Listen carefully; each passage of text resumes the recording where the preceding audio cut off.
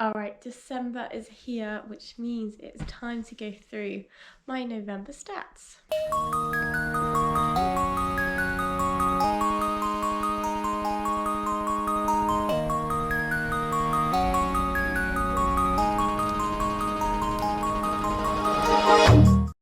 November was a bit of a tricky month for me, so I got ill pretty quickly in November and it just never really shifted, which meant that my training and my overall targets didn't really see them. I got ill pretty quickly at the start of November and it never really left until the very end of the month. You might even still be able to hear a little bit of a cold, so that's why I haven't really posted on here, because I've just been ill and you haven't been able to hear me. So that meant that for quite a lot of the month that I could only really run like 200 meters before I had to stop, cough, do like just blow my nose, anything like that. So it just seemed really pointless trying to train throughout that. I know it was possible because I did do it.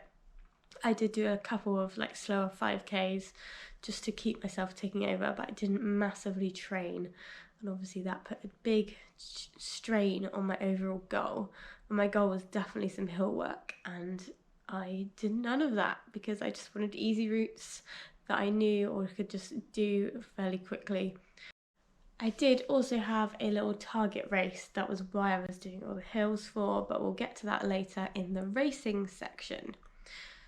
So moving on to total mileage. So I did 70 kilometers, which sounds like a fair amount, but then putting that into perspective, for the last like 6-7 months I've been doing over double that, so it was quite a change in terms of running total, and I think I could definitely feel it. So by the end of the month, when I was able to run again, my legs were just so tired, they couldn't do the gradients that they were used to and things like that.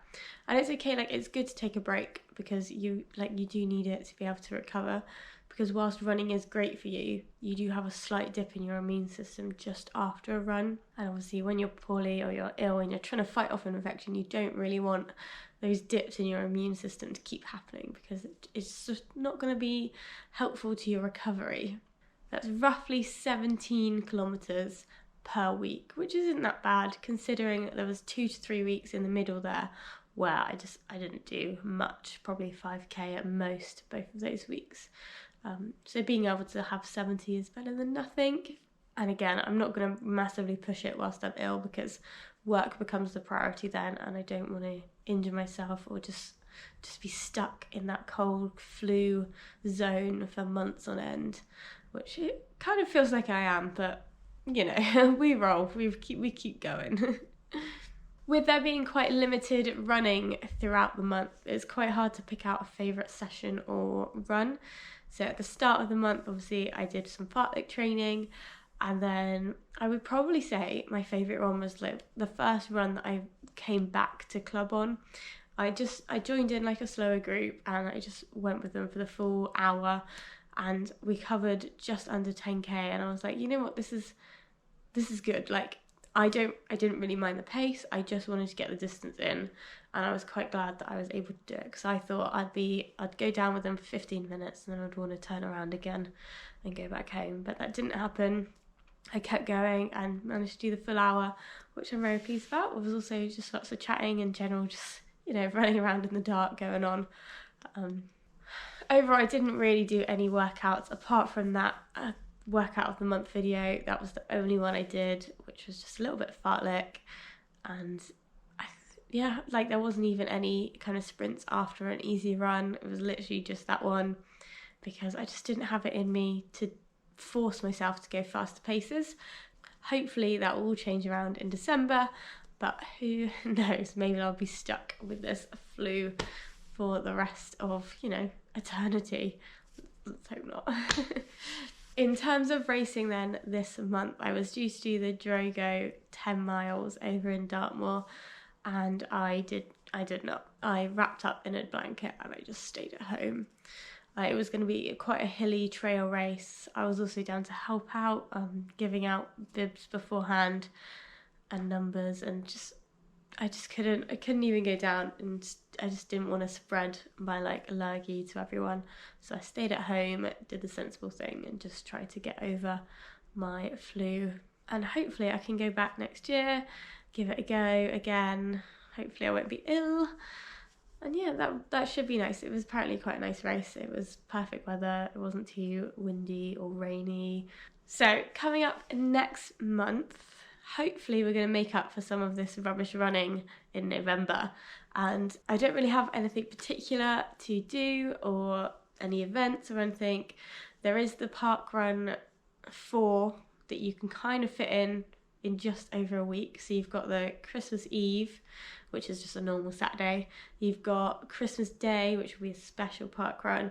You've got New Year's Eve, and then you've got New Year's Day. So you've got all 4 of them that you could squeeze in. New Year's Eve and New Year's Eve, I will have to do that at my normal park run, which is Exmouth, because I have work. So I've got to do that and then go over and start work. Whereas the other 2, I start work a little bit later on those 2 days. So hopefully, wait, hang on, I'm not at work at Christmas Day. Christmas Day's fine. New Year's Day, I've got work at 3, so I could do a different one. But yeah, Christmas Day I've got off. I know probably some of you watching might be working Christmas Day. I'm not. I'm working the other 3 days out of that 4. So I'm just going to squeeze in what I can. Hopefully, the ones where I'm working a bit later, I can try it and do one that's around me. Maybe Christmas Day, just cycle down to my actual nearest one and see how that goes, because I think that one's running. You just got to check. The Parkrun website has like a big Christmas symposium telling you which ones are on and which ones aren't, because I know some of them don't run, maybe because they don't have enough volunteers or maybe because there's something else going on. So Exmouth don't run on Christmas Day because there is a Christmas Day swim, so there'd be too many people down at the seafront, so therefore there is not a Christmas Day park run at Exmouth, whereas there will be the normal Saturdays, which is quite good for me because of work.